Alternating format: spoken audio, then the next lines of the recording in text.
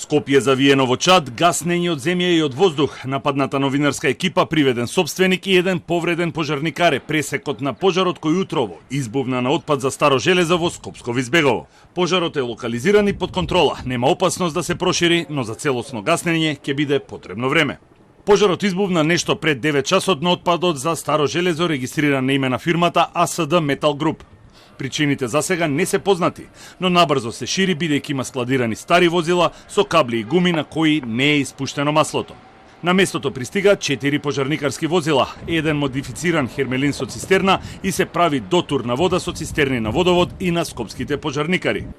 Тимовите на земја го гаснеа пожарот од непосредна близина и во ризик, бидејќи се слушаа детонации од плинските апарати монтирани на хаварисаните возила. Околу 10 часот почна да се дејства од воздух, а полицискиот хеликоптер и ертракторот направија десетина прелети. Околу пладне, пожарот беше ставен под контрола, а со механизација беа направени засеци за да се спречи негово ширење.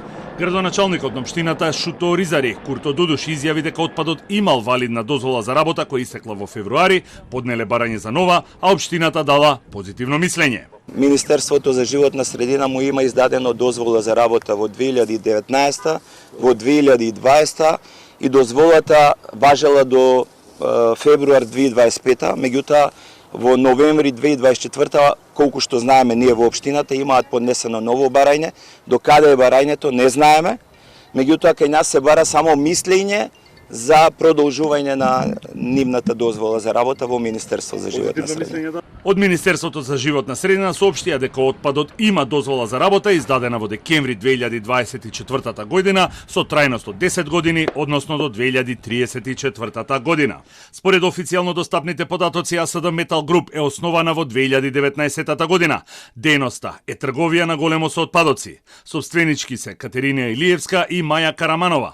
Но МВР соопшти дека е уапсено друго лице со иницијали АН, кој е наведено како собственик на фирмата која раководи со отпадот.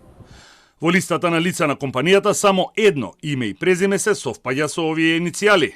Тоа е прокуристот Александар Николчев, кој всушност е овластен од фирмата да работи во нејзино име.